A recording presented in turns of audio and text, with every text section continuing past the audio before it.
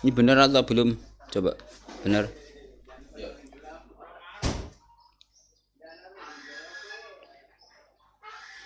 Bismillahirrahmanirrahim. Assalamualaikum warahmatullahi wabarakatuh. Alhamdulillahi rabbil alamin. Hamdan katsiran tayyiban mubarakan fih kama yuhibbu rabbuna wa yardah. Asyhadu an la ilaha illallah wahdahu la syarikalah wa asyhadu anna Muhammadan abduhu wa rasuluh. Amma ba'du.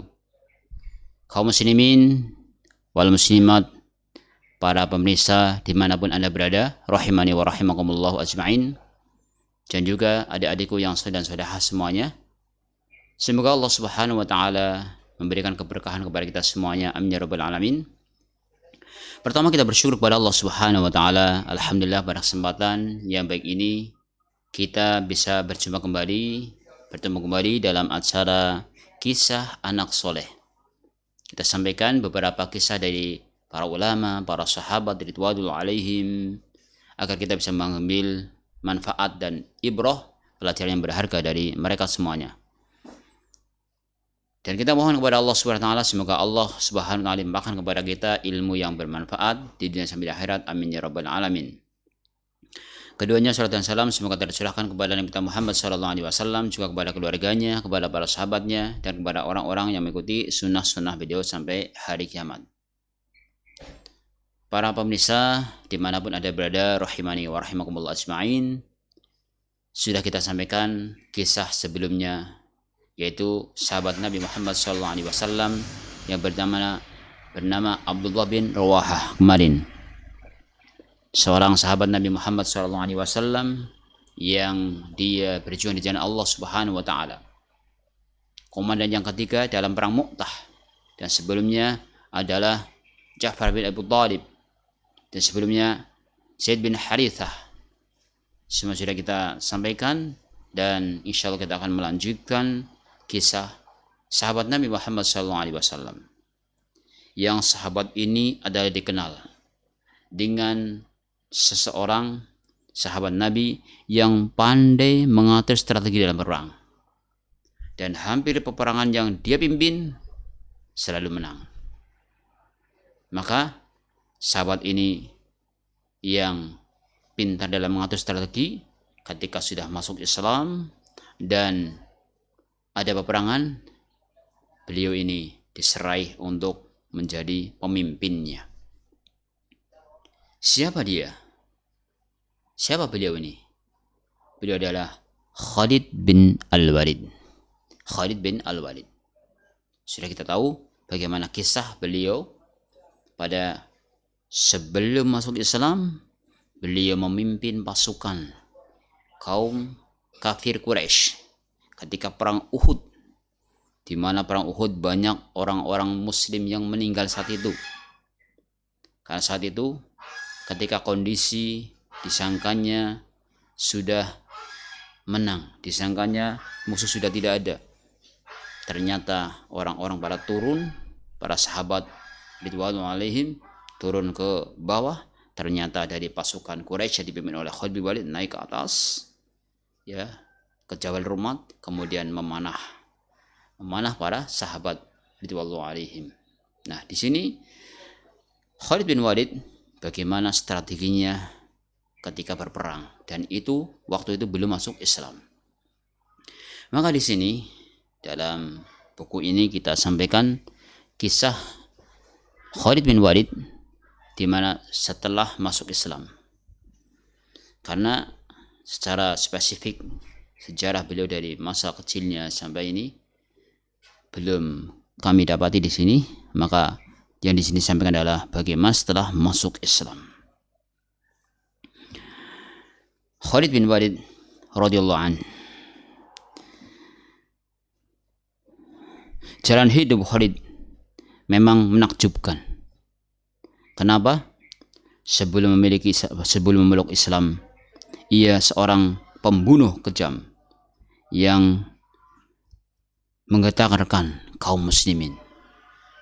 Sebelum masuk Islam, dia terkenal seorang yang pembunuh kaum muslimin, yang menggentarkan kaum muslimin. dalam perang Uhud yang tadi saya ceritakan. Setelah masuk Islam, sebaliknya dia menggentarkan musuh-musuh. Ia berbalik menjadi pembunuh yang membinasakan musuh-musuh Islam pada hari-hari selanjutnya. Jadi Khalid bin Walid sebelum masuk Islam jadi pembunuh orang-orang muslim. Tapi setelah masuk Islam, sebaliknya dia pembunuh orang-orang kafir. Dan dia punya sikap yang tegas dan strategi yang bagus dalam peperangan.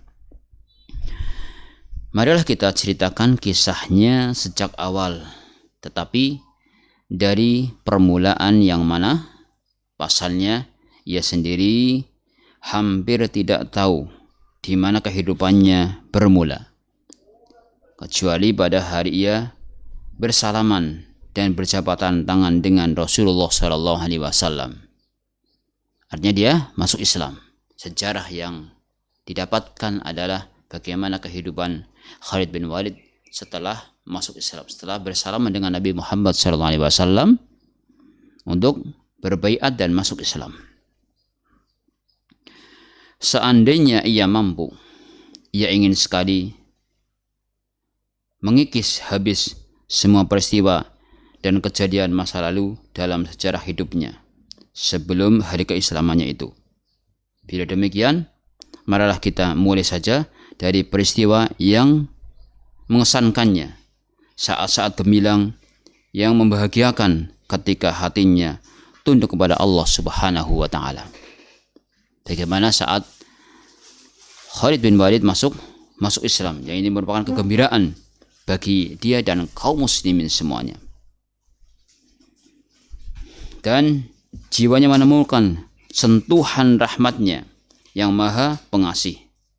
Jiwanya memancarkan kerinduan kepada agamanya, kepada Rasulnya, dan kepada keinginan meraih kesyahidan agung di jalan kebenaran, guna menebus dan membuang jauh-jauh semua dosa dan kekeliruannya pada masa yang lalu dalam mempertahankan kebatilan. Jadi setelah masuk Islam, Khalid bin Walid berusaha menebus di mana dahulu banyak membunuh kaum muslimin. Dan beliau ingin bertobat kepada Allah Subhanahu wa taala dengan cara berbalik membunuh orang-orang kafir, membunuh musuh-musuh Allah Subhanahu wa taala. Maka suatu hari dia ini melakukan dialog dengan dirinya sendiri dan memutar akal batinnya yang sehat untuk merenungkan agama baru, yang panji-panji kebenarannya adalah bertambah cemerlang hari demi hari. Semakin tinggi menjulang, ia memohon kepada Allah yang maha mengetahui segala yang gaib. Ia memberikan petunjuk, agar ia memberikan petunjuk kepadanya yang akan menjadi keyakinan yang bercahaya di dalam hatinya dan membahagiakan ia.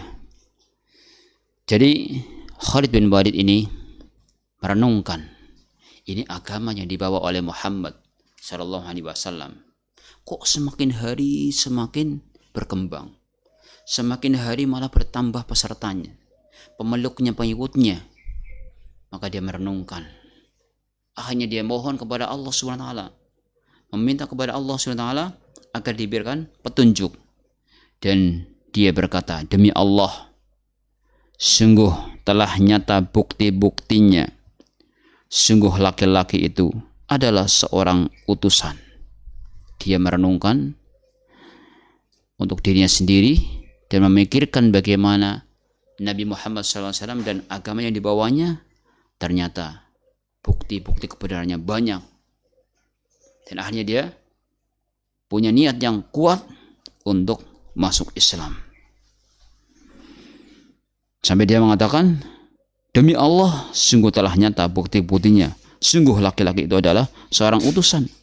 Lalu sampai kapan? Demi Allah, aku akan bangkit untuk masuk Islam. Subhanallah. Ini namanya orang yang berakal sehat, orang yang berakal cemerlang, dia akan memikirkan ketika dia mendapatkan kejelasan, bukti-bukti kebenaran, dia akan berpikir. Dan seharusnya kita seperti itu. Kalau memang ada kebenaran, kenapa kita tidak mengikutinya?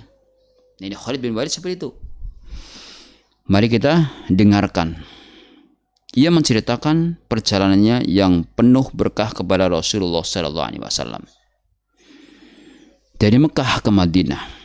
Guna apa? Mengambil tempatnya kelak dalam kafilah kaum muslimin. Dia pergi dari Mekah ke Madinah dan ingin memeluk agama Islam, ingin bertemu dengan Rasulullah SAW setelah dia merenungkan akan kebenaran yang dibawa oleh Nabi Muhammad SAW. Aku menginginkan seorang yang akan menjadi teman seperjalanan, dan aku menjumpainya, yaitu Utsman bin Tolha. Ketika beliau ingin ke Madinah, dari Makkah ingin ke Madinah, bertemu dengan Rasulullah SAW, beliau tidak ingin sendirian, tapi ingin ditemani oleh sahabat atau temannya dia. Ternyata siapa yang menemani? Yang menemani adalah Utsman bin Tolha. Utsman bin Tolha menemani Khalid bin Walid untuk menjumpai Rasulullah SAW. Aku menceritakan kepadanya apa maksudku. Jadi dia terang-terangan kepada Utsman bin Tolha, kalau saya ingin ke Madinah, saya ingin pergi ke Madinah, kemudian bertemu dengan Muhammad SAW, Nabi Muhammad SAW, dan ingin mengikuti ajarannya. Dia sampaikan, dan ia pun segera menyetujuinya. Siapa tadi? Utsman bin Tolha setuju. Oke, kalau kamu seperti itu, ya, mari kita berangkat. Kami berangkat bersama-sama ketika hari sudah hampir siang. Ketika kami sampai di suatu dataran tinggi, tiba-tiba kami bertemu dengan Amr bin As. Jadi berangkat agak siangan, Khalid bin Walid bersama siapa tadi? Utsman bin Tolha. Tiba-tiba ketemu sahabatnya, Amr bin As. Saya, kamu mau kemana? Ke mana? Dia sampaikan, saya ingin ke Madinah. Ingin ke Madinah bertemu dengan Nabi Muhammad SAW. Maksudnya dia ingin ke sana, menyampaikan si Khalid dan Talha. Nah, ia mengucapkan salam dan kami membalasnya. Kemudian ia bertanya, kemanakah kalian hendak pergi? Ini Amr bin As tanya kepada Khalid bin Walid dan kepada Utsman bin Talha. Kami pun menceritakan tujuan kami kepadanya, dan ia juga mengutarakan maksudnya untuk menjumpai Nabi, hendak masuk Islam. Jadi ketika ditanya mau kemana, Anda terang-terangan mau ke Madinah. Mau apa? Mau ketemu Nabi Muhammad SAW. Terus mau apa lagi? Mau masuk Islam. Ini Amr bin As mendengar seperti itu. Akhirnya kami pun berangkat bersama-sama dan sampai di kota Madinah. Ya, subhanallah. Ternyata 3 orang ini sudah sepakat. Ada Khalid bin Walid, ada Utsman bin Talha, dan ada Amr bin As. Bertiga ini pergi tok ke Madinah. Pergi ke Madinah untuk menjumpai Nabi Muhammad SAW dan ingin masuk Islam. Ya. Kami pun berangkat bersama-sama dan sampai di kota Madinah pada awal hari bulan Safar 8 Hijriah. Jadi sampai sana pada bulan Safar 8 Hijriah. Ketika aku telah dekat dengan Rasulullah SAW, aku segera memberi salam kepada beliau. Ketika dekat dengan Nabi SAW, segera bergegas dan mendekati Nabi SAW dan memberi salam. Assalamualaikum. Ya, Nabi pun membalas salamku dengan muka yang cerah. Ya, Nabi membalas salamnya Khalid bin Walid dengan muka yang cerah, dengan penuh gembira, senang. Yang nampaknya ini akan masuk Islam. Aku pun masuk Islam dan mengucapkan syahadat yang benar. Subhanallah. Ketika bertemu Nabi Muhammad SAW tidak lama langsung dia menyampaikan niatnya ingin masuk Islam dan mengucapkan 2 kalimat syahadat. Bagaimana sikap Utsman bin Tolha sama Amr bin As? Apakah masuk Islam? Coba kita lihat berikutnya. Rasulullah SAW bersabda, sungguh aku telah mengetahui bahwa engkau mempunyai akal sehat, dan aku mengharap akal sehat itu hanya akan menuntutmu ke jalan yang baik. Nabi menyampaikan bahwa engkau mempunyai akal yang sehat. Akal yang sehat akan menuntut mengikuti kebenaran. Jadi kalau kita berpikiran akalnya sehat, jujurlah dari hati yang paling dalam, akan menerima kebenaran. Maka mari kita renungkan sama-sama tentang kebenaran Islam. Kita renungkan ajaran yang dari Al-Quran, dari sunnah Nabi SAW. Ketika jelas dasar hukumnya, jelas dasar hukum dari Al-Quran dan sunnah Nabi SAW, kenapa kita tidak ikuti? Maka kita bisa bergegas untuk mengikuti sunnah Nabi SAW. Dari pelajaran di sini. Nah, ketika itu Khalid bin Walid masuk Islam dan Nabi SAW memberi tanggapan yang baik. Aku berbaiat kepada Rasulullah SAW dan berkata kepada beliau, mintakanlah ampunan untuk saya atas semua tindakan masa lalu yang menghalangi jalan Allah. Dia sudah masuk Islam dan minta kepada Nabi Muhammad SAW agar memintakan ampun kepada Allah Subhanahu wa Ta'ala atas tindakanku yang telah lalu. Coba kenapa? Tindakan dia yang telah lalu, tindakan Khalid bin Walid yang telah lalu, banyak membunuh kaum muslimin, banyak mendolimi kaum muslimin. Makanya dia minta diampunkan, minta kepada Nabi Muhammad SAW agar minta kepada Allah Subhanahu wa Ta'ala ampunan untuknya. Maka Nabi SAW apa jawabannya? Beliau SAW menjawab, sesungguhnya keislaman itu telah menghapuskan segala perbuatan yang lampau. Keislaman itu akan menghapuskan segala kesalahan yang lampau. Jadi dengan masuk Islam taslam, dengan masuk Islam kalian akan selamat dan dihapuskan dosa-dosa yang telah lalu. Ini disampaikan kepada Khalid bin Walid sebagai penghibur. Namun apakah dia begitu saja Khalid bin Walid? Tidak. Aku berkata, meski demikian, mintakanlah ampunan untuk saya, wahai Rasulullah. Walaupun demikian tadi, dengan saya masuk Islam, diampuni dosa-dosanya, tapi tolong mintakan ampun kepada Allah untuk saya. Beliau pun mengucapkan doa, ya Allah, aku memohon agar engkau mengampuni Khalid bin Al-Walid atas tindakannya menghalangi jalanmu pada masa lalu. Akhirnya Nabi SAW mendoakan secara khusus, ya Allah, aku memohon agar engkau mengampuni Khalid bin Al-Walid atas tindakannya menghalangi jalanmu pada masa yang lalu. Jadi akhirnya Nabi SAW memintakan ampun untuk Khalid bin Walid atas perbuatan yang lampau, di mana menghalangi jalanmu, ya Allah. Maka setelah itu, setelah Khalid bin Al-Walid masuk Islam dan meminta agar Rasulullah SAW memintakan ampun kepada Allah Subhanahu wa Ta'ala, bagaimana reaksi sahabatnya? Siapanya tadi siapa? Utsman bin Tolhah yang menemani, dan juga Amr bin As. Setelah itu Amr bin As dan juga Utsman bin Tolhah bersama-sama memeluk Islam. Subhanallah, alhamdulillah. Dan berjanji setia kepada Rasulullah SAW. Ini juga bisa diambil pelajaran begitu pentingnya teman yang baik. Teman dekat yang baik itu akan mempengaruhi temannya sendiri.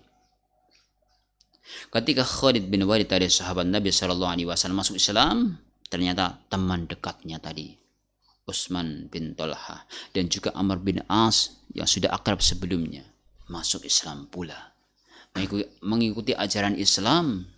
Dan ini pentingnya mempunyai teman yang baik, karena Nabi SAW mengingatkan kepada kita, Al-mar'u ala dini khalilihi. Agama seorang tergantung agama temannya. Maka carilah teman yang baik. Perbanyak teman yang baik. Kembali kepada permasalahan bahwasanya setelah itu Amr bin As dan Utsman bin Talhah masuk Islam dan akhirnya berjanji setia kepada Rasulullah sallallahu alaihi wasallam. Subhanallah. Para pemirsa dimanapun Anda berada, rahimani wa rahimakumullah ajmain. Apakah Anda memperhatikan ucapannya kepada Rasul sallallahu alaihi wasallam? Mintakanlah ampunan untukku atas semua tindakan masa laluku yang menghalangi jalan Allah. Dia meminta seperti itu. Orang yang memperhatikan ucapan tersebut dengan indera matanya maupun indera batinnya akan dapat mengetahui, memahami dengan jelas riwayat hidup orang yang sekarang menjadi pahlawan Islam dan pedang Allah itu yang belum diketahuinya. Jadi ketika beliau minta kepada Rasulullah SAW agar memintakan ampun kepada Allah SWT, menunjukkan bagaimana kehidupan sebelum masuk Islam. Kehidupan yang kelam sebelum masuk Islam, yang tadi menghalangi agama Allah, membunuh orang-orang Islam, pantas dia sampai minta kepada Rasulullah agar memintakan ampun kepada Allah SWT. Meskipun dengan agama Islam, orang akan diampuni dosa-dosanya. Ini bagi yang memperhatikan ucapan Khalid bin Al-Walid tadi. Setelah kisah kehidupan Khalid sampai jenjang tersebut, ucapannya itulah yang akan menjadi dalil dan alasan kita untuk memahami dan menafsirkan pendirian itu. Adapun sekarang Khalid yang telah masuk Islam karena kesadarannya itu, yang sebelumnya kita lihat sebagai prajurit berkuda, pembela kaum Quraisy, kita saksikan sekarang sebagai seorang ahli siasat. Siasat apa? Siasat perang dari dunia Arab. Coba, yang nama Khalid bin Walid dikenal sebagai orang yang ahli siasat perang di mana? Dunia Arab. Yang telah meninggalkan berhala pujaan nenek moyangnya dan kebanggaan kuno milik bangsanya, kemudian sekarang tampil seiman dan satu derap dengan perjuangan Rasulullah sallallahu alaihi wasallam. Subhanallah. Dan kaum muslimin sebagai seorang ahli di bawah naungan benderanya yang baru. Subhanallah. Ini Khalid bin Al-Walid yang sebelumnya dia juga terkenal pintar untuk mengatur siasat, dan kini masuk Islam, beliau mengatur siasat dalam peperangan-peperangan yang ada. Kemudian kaum muslimin rahimani wa rahimakumullah ajmain, takdir Allah telah menentukannya akan bangkit berjuang di bawah panji-panji Nabi Muhammad SAW, menegakkan kalimat tauhid. Sekarang bersama Khalid yang telah memeluk Islam, kita akan menyaksikan hal-hal yang menakjubkan. Bagaimana setelah beliau masuk Islam kemudian ikut peperangan. Masih ingatkah Anda 3 orang syuhada pahlawan di perang Mu'tah? Siapa saja syuhada ini di perang Mu'tah? Komandannya pertama Zaid bin Harithah, yang kedua adalah Ja'far bin Abi Thalib, yang ketiga adalah Abdullah bin Rawahah. Ini mereka adalah syuhada ketika perang Mu'tah. Mereka semuanya adalah pahlawan perang Mu'tah di bumi Syam. Untuk keperluan peperangan ini, orang-orang Romawi telah mengerahkan sekitar 200.000. Bukan 200 orang, 200.000. 1.000 aja udah banyak, ini 200.000 orang. Luar biasa. Dan di sana kaum muslimin menunjukkan prestasi gemilang ketika menghadapi 200.000 pasukan ini. Bagaimana nanti ketika dipimpin oleh Khalid bin Walid? Karena peristiwa berikutnya adalah ketika Abdullah bin Rawahah itu menjadi syahid, kemudian berikutnya adalah dipegang oleh Khalid bin Walid yang awalnya nanti diawali oleh seorang sahabat, ya, yang mengambil bendera dan kemudian dikasihkan kepada Khalid bin Walid. Oke, kita lanjutkan ceritanya. Apakah Anda juga masih ingat kata-kata Rasulullah SAW sebagai pelipur lara ketika kematian mereka sebagai syuhada? 3 orang pahlawan perang Mu'tah. Pada waktu itu beliau bersabda, panji perang di tangan Zaid bin Harithah. Ia bertempur sambil membawa panji perang hingga gugur.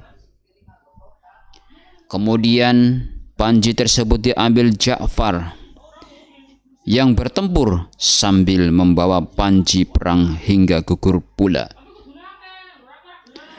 Kemudian giliran Abdullah bin Rawahah memegang panji tersebut sambil bertempur maju hingga ia gugur sebagai syahid. Sebenarnya masih ada yang tertinggal dari sabda Rasulullah SAW. Di sini disampaikan oleh penulis, sebenarnya yang tertinggal dari sabda Rasulullah SAW ini yang sengaja kami simpan untuk mengisi lembaran berikut ini. Sisa yang tertinggal itu ialah kemudian panji itu pun diambil alih oleh salah satu pedang dari pedang Allah, lalu Allah membukakan kemenangan di tangannya. Panji ini akan diserahkan oleh orang yang dia mendapatkan julukan pedang Allah, dan nanti dia akan mendapatkan kemenangan. Siapa coba anak-anak semuanya? Dialah Khalid bin Walid radhiyallahu anhu. Siapa kiranya pahlawan itu? Di sini dikatakan dialah Khalid bin Al-Walid. Khalid bin Al-Walid yang segera ikut menerjunkan diri ke dalam perang Mu'tah. Sudah masuk Islam. Ini hanyalah prajurit biasa. Di bawah 3 panglima perang yang telah diangkat oleh Rasul SAW. Itu Zaid bin Harithah, Ja'far bin Abi Thalib, dan Ibnu Rawahah, Abdullah bin Rawahah. Dan mereka bertiga telah menemui syahidnya menurut urutan tersebut di medan perang yang dahsyat itu.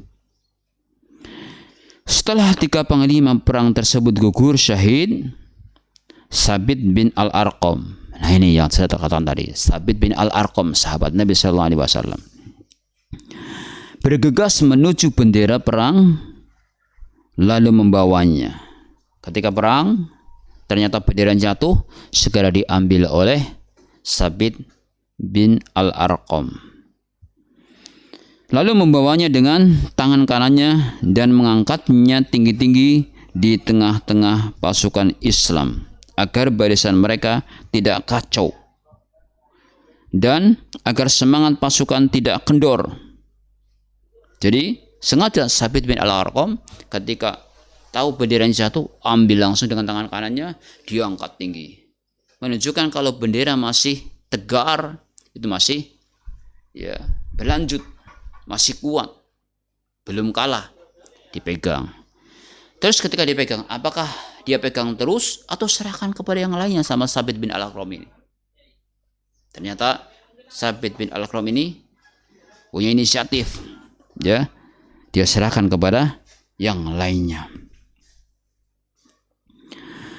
Kemudian tidak lama sudah itu, dengan gesit ia melarikan kudanya ke arah Khalid sembari berkata kepadanya, Pak kuda bawa benderanya, kemudian dikasihkan kepada Khalid dengan mengatakan, peganglah panji ini wahai Abu Sulaiman. Bendera ini pegang wahai Abu Sulaiman. Abu Sulaiman ini adalah kunyah daripada sahabat Khalid bin Walid ini. Khalid bin Walid kunyahnya Abu Sulaiman, wahai Abu Sulaiman, peganglah panji ini. Apakah begitu saja dia terima langsung ketika suruh megang panji? megang bendera ini, Khalid merasa dirinya sebagai seorang yang baru masuk Islam, tidak layak memimpin pasukan yang di dalamnya terdapat orang-orang Ansor dan Muhajirin yang telah lebih dulu masuk Islam daripada dirinya. Ini Khalid bin Walid tidak begitu saja langsung terima, tapi dia juga melihat, oh di sini kan banyak orang yang sudah masuk Islam lama dari kalangan Ansor, Muhajirin. Maka Khalid memang memiliki karakter pribadi yang sopan, rendah hati, bijaksana, dan kelebihan-kelebihan akhlak lainnya. Ketika itu ia menjawab, tidak. Ya, ketika dikasihkan oleh Sabit bin Al-Qam, ini wahai Abu Sulaiman, pegang. Tidak. Dia tidak mau. Aku tidak pantas memegang panji perang itu. Engkaulah yang berhak. Ya, berhak memegangnya karena engkau lebih tua dan telah menyertai perang Badar. Ini dia menjawab, kamu itu lebih tua dan kamu telah mengikuti perang Badar saat itu. Maka pegang aja. Apa? Akhirnya Sabit menjawab, ambillah, sebab kamu lebih tahu tentang strategi perang daripada aku. Ini alasan Sabit bin Al-Arqam menyampaikan, ambillah, karena engkau lebih tahu tentang strategi perang daripada aku. Cerdas pula ini Sabit bin Al-Arqam, memberikan kekuasaan kepada orang yang punya ahli dalam bidang perang. Beliau ini Khalid bin Walid. Dan demi Allah, aku tidak akan mengambilnya kecuali untukmu. Jadi Zaid bin Al-Arqam tadi, Sabit bin Al-Arqam tadi ambil bendera tadi, niatnya untuk dikasihkan kepada Khalid bin Walid.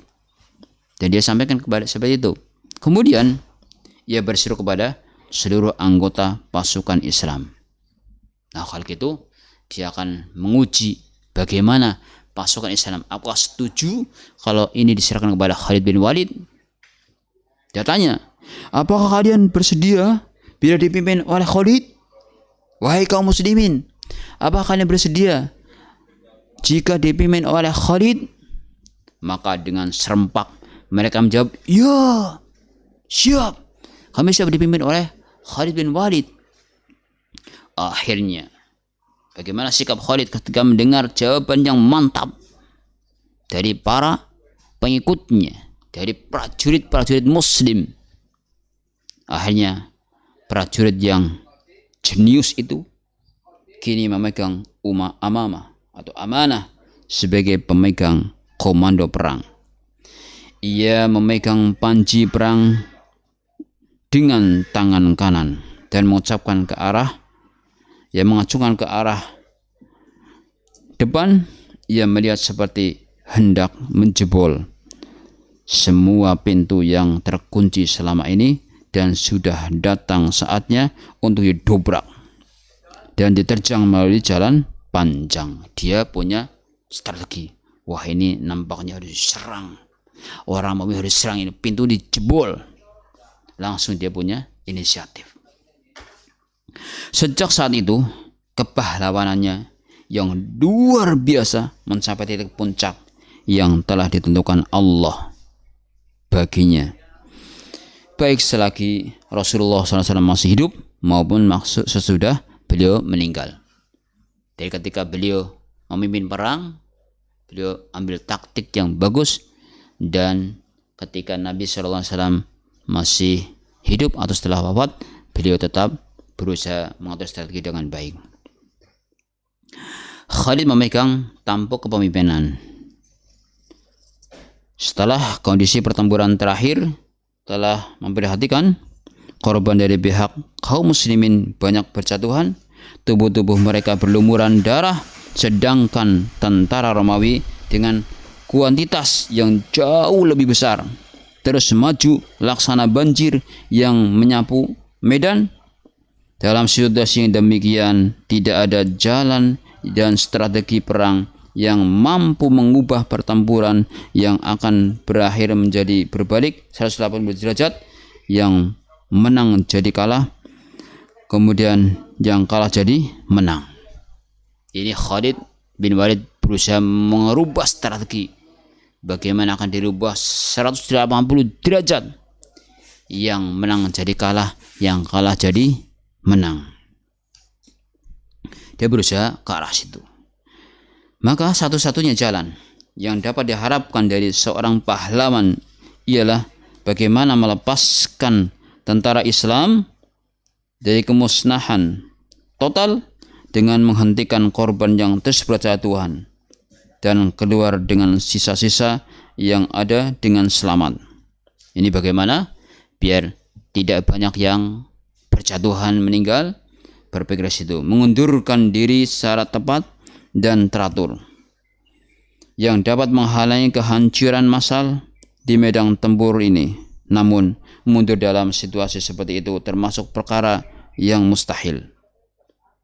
Tetapi bila benar apa yang dilakukan atau yang dikatakan orang bahwa tidak ada yang mustahil bagi hati yang pemberani, siapa lagi orang yang lebih berani hatinya daripada Khalid?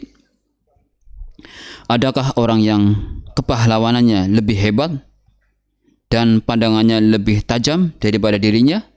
Nih, mau mengatur strategi bagaimana biar nanti yang menang jadi kalah, yang kalah jadi menang, bahkan berbalik 180 derajat. Bagaimana nih? Kita mundur untuk mengatur strategi atau bagaimana? Saat itu pedang Allah, yaitu Khalid bin Walid tersebut, mengamati seluruh medan tempur yang luas itu dengan kedua matanya yang tajam laksana mata burung elang. Ia mengatur rencana dan langkah yang akan diambil secepat kilat. Ia membagi pasukannya ke dalam kelompok-kelompok besar dalam suasana perang berkecamuk terus. Jadi dalam suasana berkecamuk, dia atur strateginya dan dibagi kelompok sini, kelompok sini, kelompok sini oleh Khalid bin Walid. Setiap kelompok diberinya tugas masing-masing. Ini cara pengaturan strategi bagaimana menghadapi musuh yang banyak, kemudian muslimin yang sedikit, tapi nantinya akan menang. Kemudian, kaum muslimin rahimani wa rahimakumullah ajmain, Khalid mempergunakan keahlian perangnya yang membawa mukjizat dan kecerdikan akalnya yang luar biasa, sehingga akhirnya dengan izin Allah ia berhasil membuka jalur luas di antara barisan pasukan Romawi. Dari jalur tersebut seluruh sisa pasukan Islam dapat keluar meloloskan diri dengan selamat.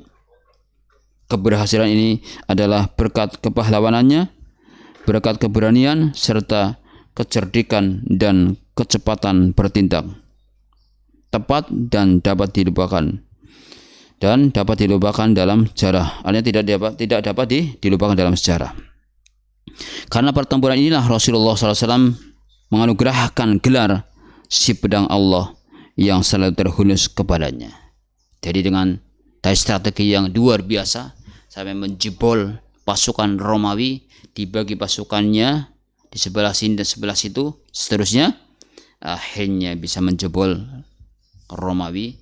Rasulullah SAW memberikan gelar kepadanya adalah pedang Allah yang selalu terhunus kepadanya.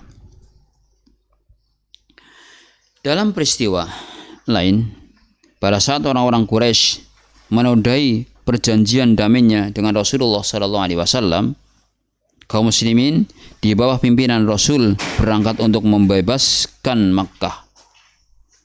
Di bagian sayap kanan pasukan, Rasul SAW mengangkat Khalid bin Al-Walid sebagai pemimpinnya.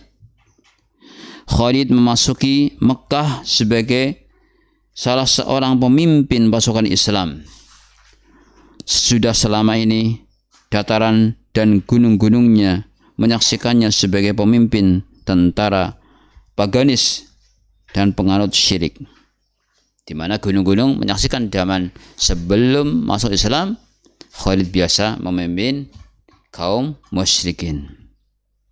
Ia teringat kenangan masa kanak-kanaknya saat ia bermain-main dengan manjanya, dan kenangan masa muda yang menghabiskan waktu hanya untuk perbuatan sia-sia.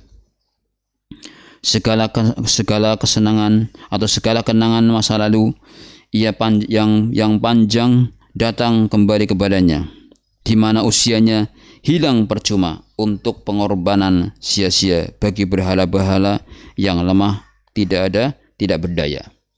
Ini Khalid mengingat kehidupan di mana masa lalu yang dia habiskan waktunya untuk hal-hal yang sia-sia, untuk berhala-berhalanya, minum-minuman, berbuat maksiat, mendolimi orang lain. Dia teringat dengan masa lalunya. Maka beliau ingin membalas dan taat kepada Rasulullah SAW setelah masuk Islam ini. Maka tadi beliau ketika menjadi komandan mengatur strategi dengan sebaik-baiknya.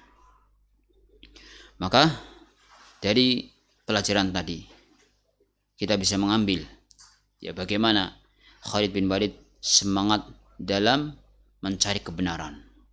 Ketika merenungkan akan kebenaran Islam yang dibawa oleh Nabi Muhammad SAW, bergegas untuk kembali mencari kebenaran meskipun jauh. Jarak antara Mekah dengan Madinah itu perjalanan yang luar biasa, kurang lebih 450-an kilometer. Kalau perjalanan pakai bis kurang lebih 6 jam.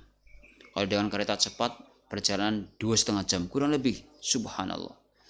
Tapi beliau dengan menggunakan kendaraan zaman dahulunya berusaha mencari Nabi Muhammad SAW, dan akhirnya bertemu juga dan akhirnya masuk Islam, yang tadi ditemani oleh sahabat Nabi yang mulia bernama Utsman bin Talhah, teman dekatnya, dan juga ditemani oleh Amr bin As yang akhirnya keduanya masuk Islam. Kemudian setelah masuk Islam, beliau yaitu Khalid bin Walid dijadikan sebagai pemimpin perang dalam perang Mu'tah. Tadi Sabit bin Al-Arqam ketika mengambil bendera itu tujuannya bukan untuk dia sendiri, tapi untuk Khalid bin Al-Walid agar dia memimpin. Kenapa? Alasannya coba. Tadi alasannya kenapa? Diserahkan kepada Khalid bin Al-Walid. Alasan Sabit karena beliau lebih tahu tentang strategi perang. Nah, bagaimana kisah berikutnya tentang Khalid bin Al-Walid ini? Insyaallah kita lanjutkan pada episode berikutnya, dan semoga Allah Subhanahu wa taala mudahkan kepada kita semuanya untuk membaca kisah-kisah orang-orang saleh, para sahabat, para ulama, dan semoga kita mendapatkan ilmu yang bermanfaat. Akhirnya kita tutup dengan doa kafaratul majelis. Subhanakallahumma wa bihamdika asyhadu an la ilaha illa anta astaghfiruka wa atubu ilaik. Assalamualaikum warahmatullahi wabarakatuh.